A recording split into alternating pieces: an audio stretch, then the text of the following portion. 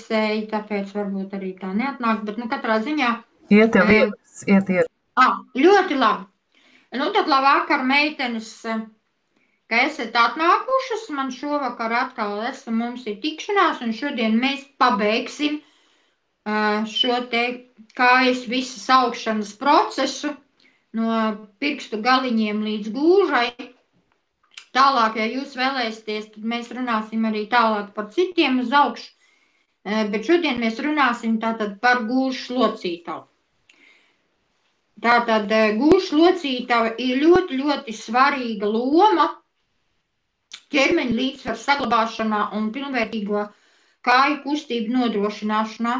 Tomēr mazkustība, liekais svars un citi faktori laika gaitā atstāja negatīvu ietekmi uz gūžu locītavu, kas var izpausties kā sāpes, kustību ierobežojumu un dzīves kvalitātes pasliktināšanos.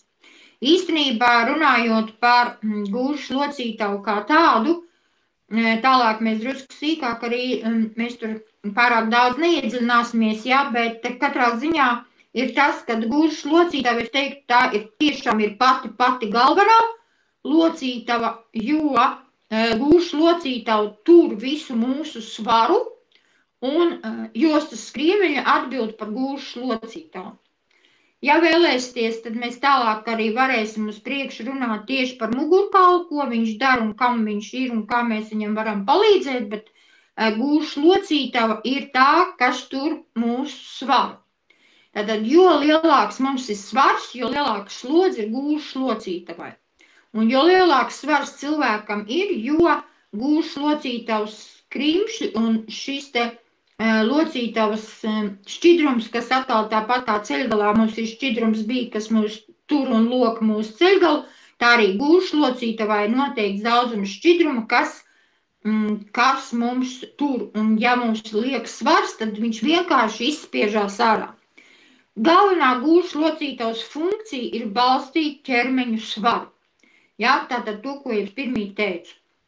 Vai stāvot, vai ejot, gūžu locītavai ļoti svarīga ir dinamika, kā viņa kustās, staigājot, skrienot, jo, ja gūžu locītava nekustās, mums viss kājas pārējās locītavas arī nekustēsies. Jā, mēs vienkārši nevarēsim pastaigāt, jo viss svarīgākais ir tiešām gūžu locītava, lai viņi kustētos uz visām pusēm.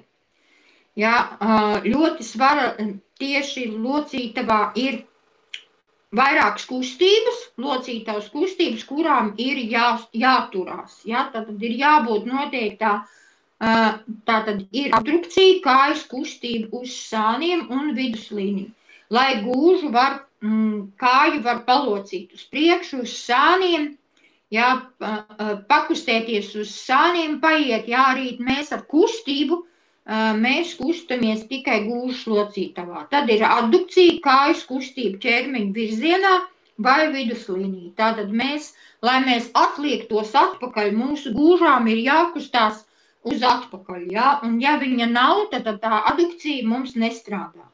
Tad ir fleksija, saucamā kājas saliekšana vai pacelšana virzienā uz priekšu. Mēs nevaram kāju pacelt uz priekšu vai uz atpakaļ, ja gūžu locītavu turienēm nelokās. Ja? Mēs ceļgalā varam tikai, bet pašu kāju mēs nevarēsim ne pacelt uz priekšu, ne uz atpakaļ, ja tur nebūs tā, kā vajag. Tad ir ekstenzija, kājas celšana uz aizmuguri. Tad, lai mēs paietu uz aizmuguri, ir jābūt tai ekstenzijai, lai mēs var tā kāja locīties un iet kustēties uz aizmuguri. Tad ir arī, protams, jābūt rotācijai, augštilba apļošanai, pagriešanai virzienā uz āru un iekšu. Jo, lai mēs pagrieztos pašas, mēs kustamies gūžu locītavās un jostas vietā. Ja? Tad jostas skriemeļi ir atbildīgi un gūžu locītava ir, tur jābūt ir niansēs, ja? Tur jābūt vienmērīgā kustībā un jādarbojas. Tātad gūžu locītavu veido iegurņkauls, ja, kur mēs zinām, locītavas iedobums, bildīti būs uz priekšu, to, kā tas izskatās. Tad ir augštilpa kaulu galviņu, apkārtējā audi, kas saista ar gūžu locītavu, tad saites, cīpslas, locītavas somiņu un muskuļi notur locītavas stabilitāti. Es gan jau redzēju šo te bildi, kādu gūšu locītavu, ka šī te galviņa, kur mēs daudzi pie problēmām operējam, kuru mēs liekam kā protēzi, ja, kura nekustās tajā locītavā, ja, kaulu galviņa locītavā apaļai jābūt un gludai. Un tas, kas ir starp iegurņu kaulu un locītavu, šādi te bļodiņi, tur viņam ir jākustās vienmērīgi. Ja viņš tur nekustās, tad sākās problēmas. Un tur jābūt starp, ir tā somiņa, kur ir iekšā šis te šķidrums, kas mums to locītavu kustina, ja, lai būtu vienādā, vienmērīgā kustēšanas blīvumā. Ja. Kas tad ražo šo te šķidrumu locītavā un skrimšļiem nodrošina nepieciešamā barības vielas? Tātad noteiktā daudzumā ir jābūt organismā barības vielas, lai šis šķidrums būtu šajā abās gūžās. Ir jābūt membrānai, vienmērīgai, tātad šajā te gūžas locītavu, kura šeit ir iekšā membrāna, ja, kura ir jābūt šķidrumam, un lai viņš būtu visu laiku vienā daudzumā. Kā viņš paliek mazāks, jo lielāks svars, šis šķidrums vienkārši izspiežās ārā, un mums sākas problēmas un ir sausi kauli viens pret otru. Un tā rodās problēmas. Ja? Berzējas locītavā savā starā, asinsrite ir apgrūtināta, ja, un rodās problēmas. Gūžas locītavas problēmas nav daudz, bet ir, ar kurām ļoti svarīgi ir jāstrādā un ir jābūt. Tad rodās varbūt pēkšņi, var pakāpeniski sāpēt gūžas locītavas apvidū. Varbūt dažādi iemesli. Un ir svarīgi pēc iespējas ātrāk saprast, kāpēc un no kurienes viņš sāp tā gūžas locītavu vai sāp muguru. Pirmām kārtām un visvairāk izplatītākais ir osteoartrīts, kur jau mēs esam iepriekš runājuši, jo tas ir pilnīgi visu locītavu problēmas. Tātad, ja artrīts rodās šo te kustību traucēšanu, kas rodās locītavās, kā jau es teicu, par šo te šķidrumu. Ja? Kad nav, tad rodās osteoartrīts, ka viņš ir sauss. Ja? Varbūt arī gūžas locītavai, varbūt skart arī no muguras problēmas, kā jau es teicu, ja ir jostas daļā ir kādi problemātiski nerva aizspieži cieti vai arī artrīts ir, ja, tad ar gūžu viņš ir automātiski tur saistīts un tur automātiski arī rodās šīs te problēmas. Locītavas skrimslis pakāpeniski kļūtu nelīdzens. Tātad, jo mazāk šķidrums, jo viņš sāk augt visādi tur ragi. Ja, un tad viņam jābūt gludam. Gan šai iedobēji, gan pašam kauliņam apkārt ir jābūt gludam. Bet, ja nav tā šķidruma, tad viņš audzē visādus ragus. Ja? Un tad viņš tur sāk sāpēt. Kaula audi veido izaugums, ja? Osteofītus. Locītavas kapsulas sabiezē, locītava kļūst mazkustīga un deformējas. Gan gūžas kaulā pašā var locītavā deformēties, gan arī gūžas kaula galviņā. Viņš deformējās. Ja? Tātad, kā es saku, sāk augt visādi ragi. Tātad klīniski raksturo locītavu ir sāpes ļoti, ja? Paliek stīvs mums gūžu, mēs nevaram paiet, mums nekustās kājas uz priekšu, ja? Un nevaram saprast, kāpēc, kas ar mums notiek.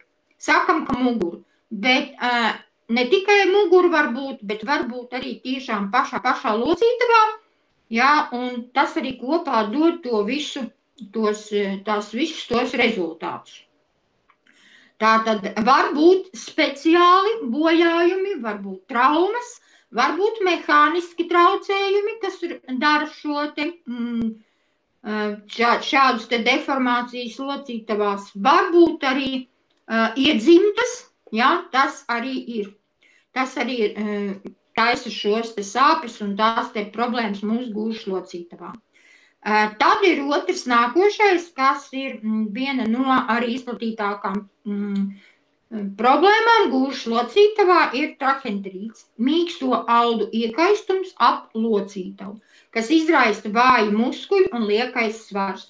kurš pārslīgo saites un cīpslas ap locītavu un rada saspringumu un iekaisumu. Tāpat sāpes gūžas locītavas rajonā var atsturoties no muguras. Ja?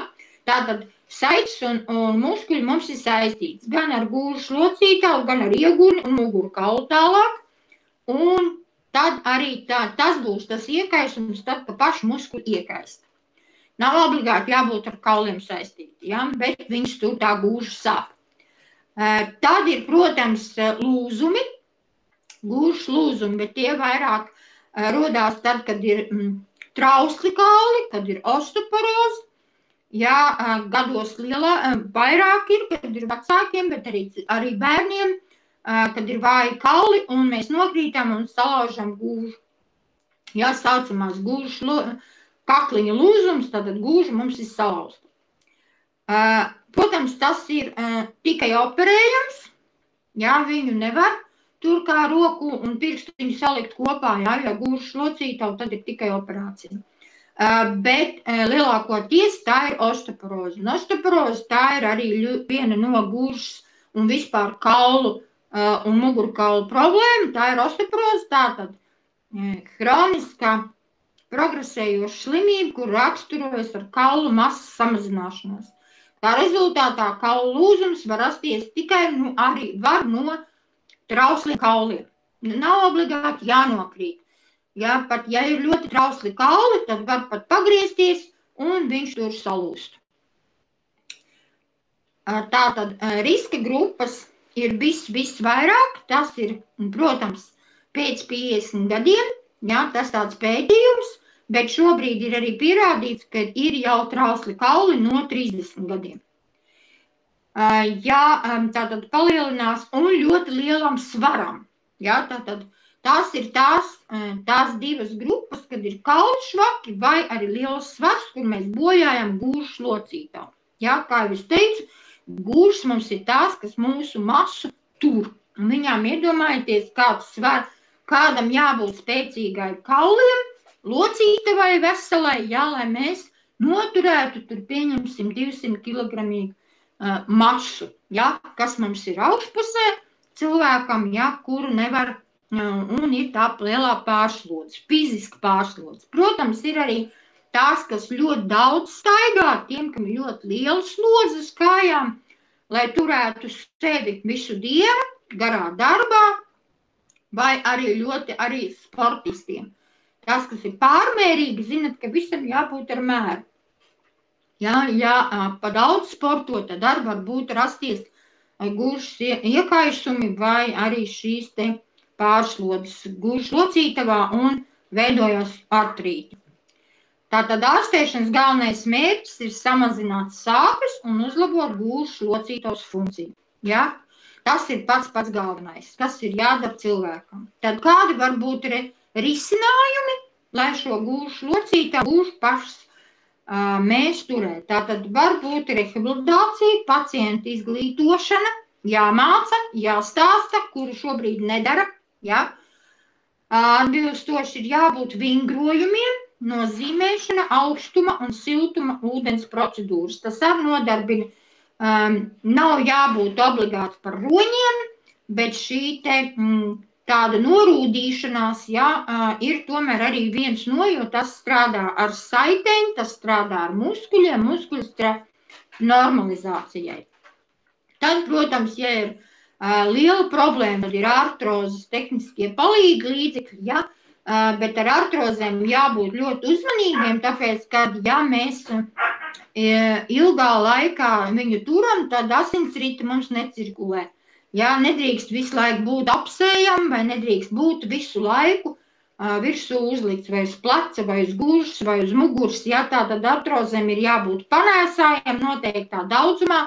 Ja ir pie lielas slodzes, mēs viņu nēsājam, bet vakarā mēs noteikti ņemam nost, no rīta mēs ņemam nost, tikai lietojam tad, kad ir vajadzīga lielā pārslodze, tad, kad ir lielā slodze. Jā, jo artrozes neārstē, viņas tikai uztur, lai nav tā lielā slodze. Vārds sakot, uzturēšanai, muskultūras uzturēšanai. Vai arī, protams, ir ķirurģiskas iejaukšanās, ja ir vajadzība, vai tie ir lūzumi, vai arī plīsumi, ja, tad būs tikai ķirurģisks ievilkšanās no medicīniskās puses. Ja. Un, ja ir galīgi ļoti slikti, tad, kad ir artrīti ļoti, ļoti lieli, un kad jau viņš tur neko atjauno, tad taisa operācijas, gan tāpat kā ceļgalos, tāpat arī gūžās taisa protēzes. Jā, liek noteiktu garuma, noteikta lieluma, kā ir vajadzīgs, to visu ārsti izpēta, un tad šo te vai metālisko vai keramisko protēzi liek, lai kāja kustētos. Ja? Tātad izveido bļodi, ieliek bļodiņu un ieliek metālu šo te galviņu, lai viņš tur kustētos, un tad viss ķermenis kustās. Ja? Ar laiku tas ir liels garš process, bet, lai nepaliktu, kā es saku, uz gultas, tad šādas te operācijas taisa un palīdz cilvēkiem. Bet, lai mēs neaizietu tik tālu, ja, tad mēs varam arī paši sev palīdzēt. Tātad vispirms jāvingro, jākustinās, viss locītavs, tāpat kā jau es teicu par rokām un ceļiem un potītēm, ja, un pirkstiņiem, visiem tam ir jābūt, lai nav stīvums, tad ir jākustās. Ja. Gūžām ir drusku savādāk, vai nu var palīdzēt ar jogu, ļoti labi to dara. Ja. Gūžām tieši daudz ir jāstaigā, ja, tieši, lai kustētos gūža, ja. Vai vingrojumu mājās no rīta ceļam augšā kājas, liekam lejā, griežamies pa katru kāju tā uz otru pusi, lai gūžs strādā, lai viņš kustētos. Nav nemaz vajadzīgs daudz un dikti, ir visādi vingrojumi, to var atrast visur, kur. Tātad, un kā mēs varam darīt, ko mēs varam darīt paši?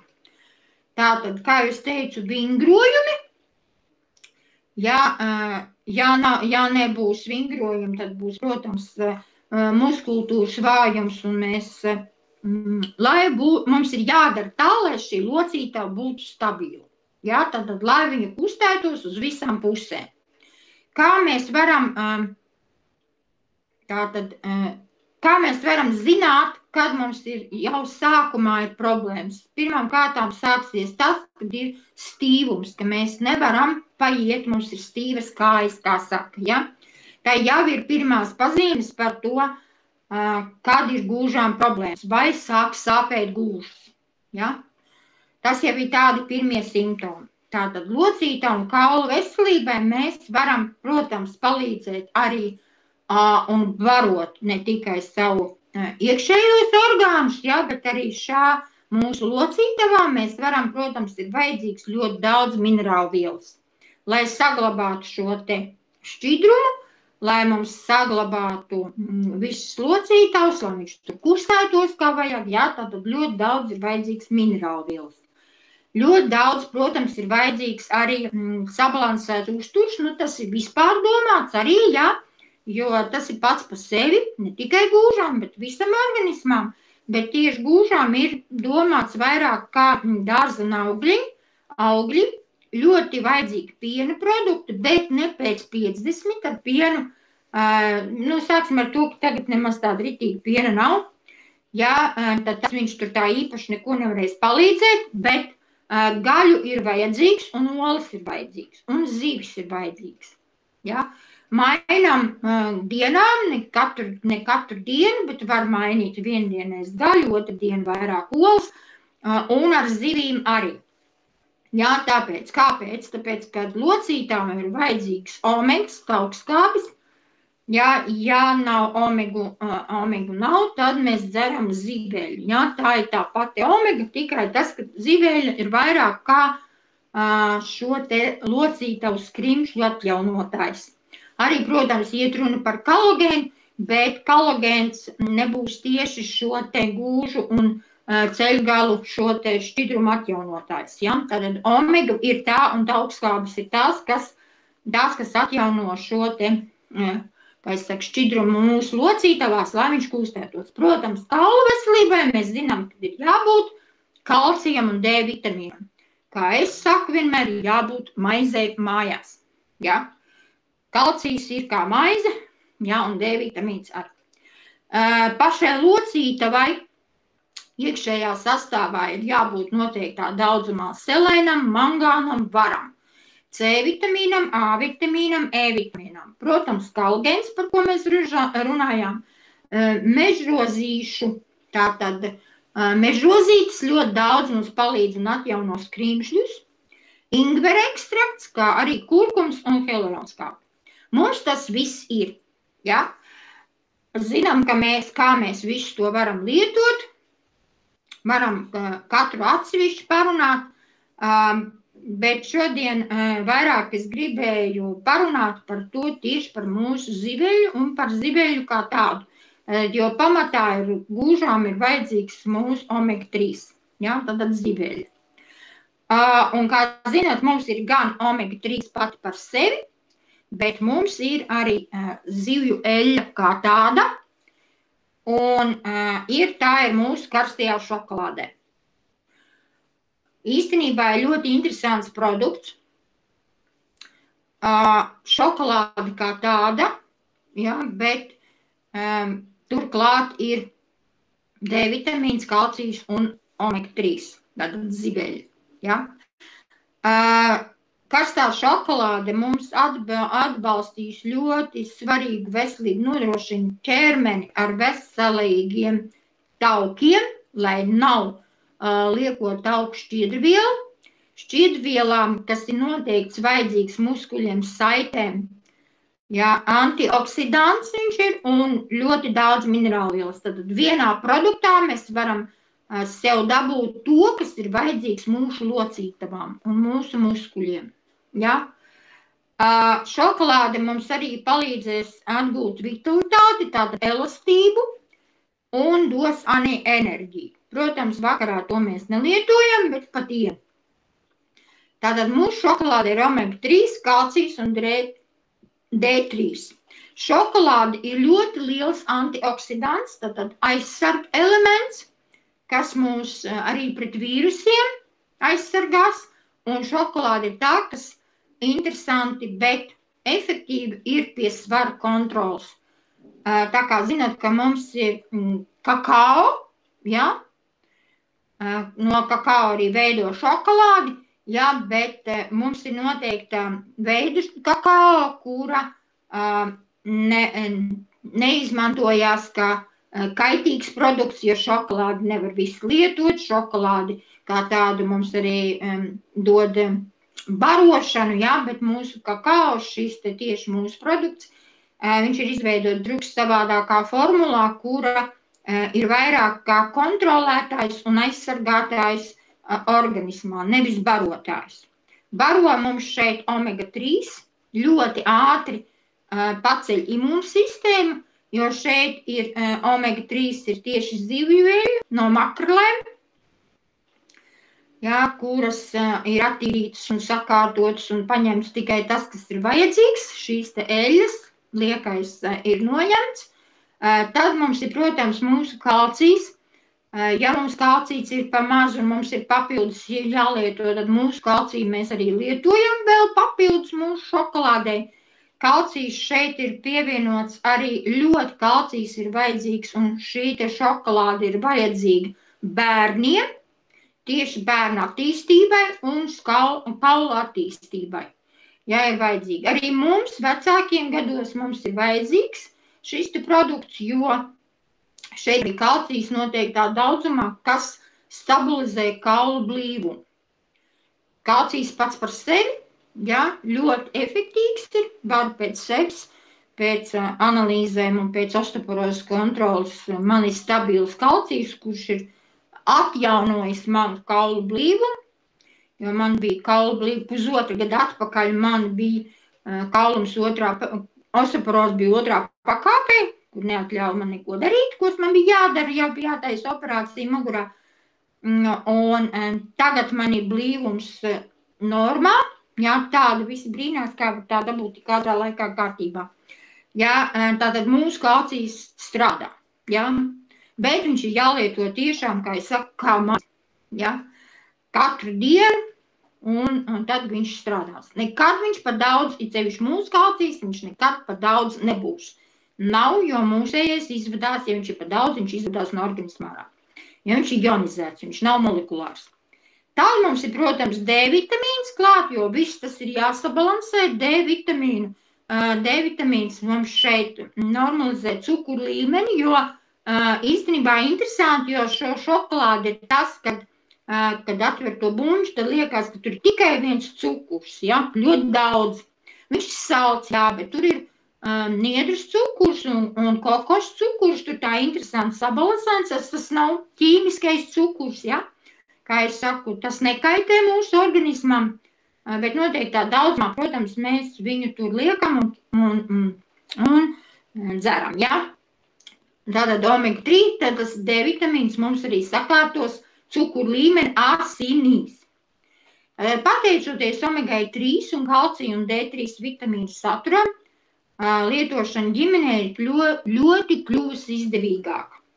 Jo vienā produktā ir daudz, ko mēs varam atrisināt. Un pats interesantākais, ka makreļu eļļa ir ļoti svarīgs arī tas, kāpēc ir no makrelēm paņemts, tāpēc, ka var lietot vegāni. Ja? Mums ir tāds produkts, ko mēs varam lietot arī vegāni, kuri nelieto gaļu, bet viņiem būs šīs te visas mikrovielas un eļļa un tauki, un taukskābes, visas tas, kas ir vajadzīgs organismā, nebojājot viņu to dzīves stilu, kā es saku, ja? Otrām kārtām tas, kad nav izteikta zivju eļļa, ja viņu pa daudz nepieliek. Protams, viņš ir otrām kārtām iesaka to, ka viņu jādzer ir tikai siltu, augstu viņi nevar, tad būs tauki un tad būs ziveļa, jo omega-3 ir tur diezgan lielā procentuālā, ja, un ar pienu.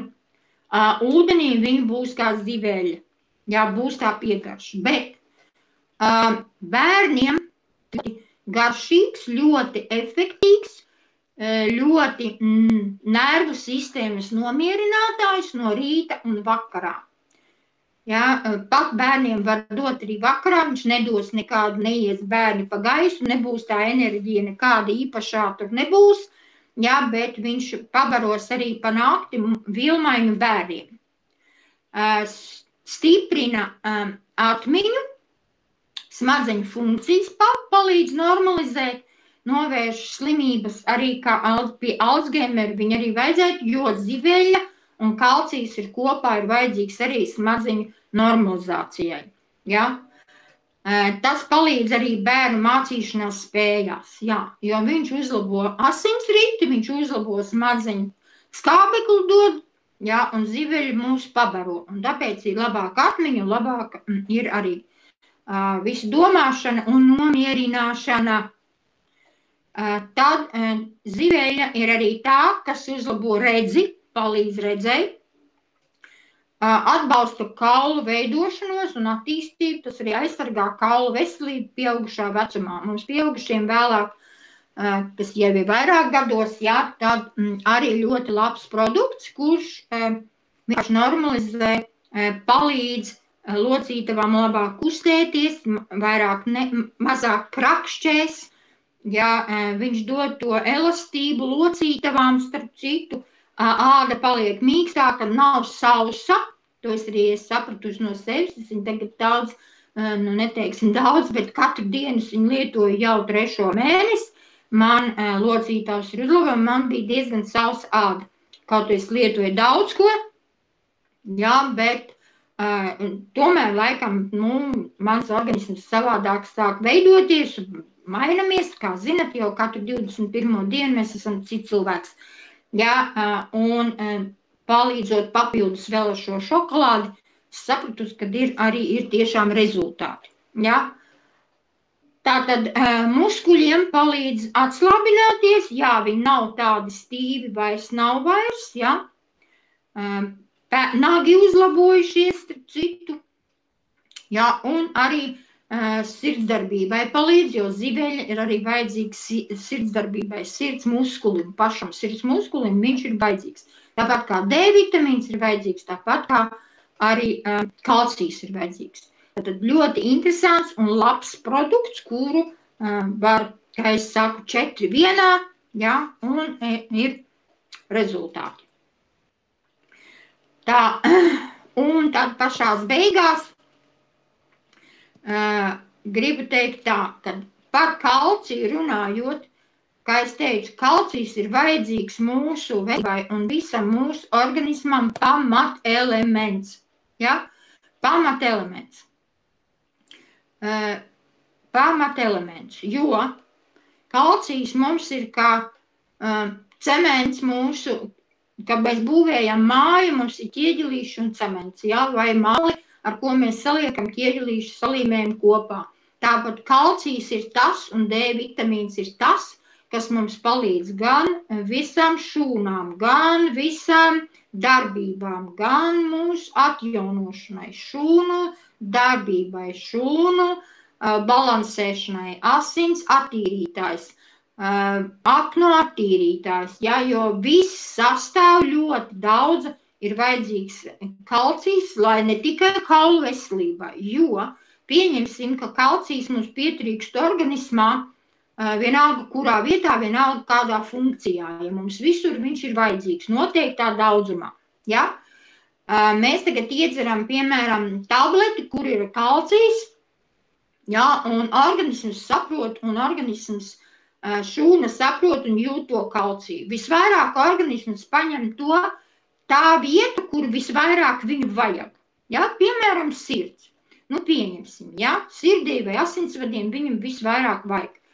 Ar tiem, kam pārējam, ja nav ionizēts, kā mūsējais ir, ja ir molekulārs kalcijs, tad viņš paņem to lielo daļu, molekulāros kalcijos ir tikai 20 vai 25% kalcijs, pārējais, kā es saku, krīt. Ja kaut kas pielikts, lai nav, un viņš neizvadās no organismu, ja ir pa daudz. Un tad kalcijs sāk ņemt, viņš ir iedarbināts, bet no organismam vajadzīgs citās vietās, kaut vai tajā pašā kauliņā, vai ādā, vai nagā, vai matā, ja visur ir vajadzīgs kalcijs. Tad ņem no citiem orgāniem un liek tur, kur vajadzīgs. Mums automātiski atkal pietrūkst. Otrām kārtām ir tas, ka mūsu organisms kalciju izvada katru dienu ārā.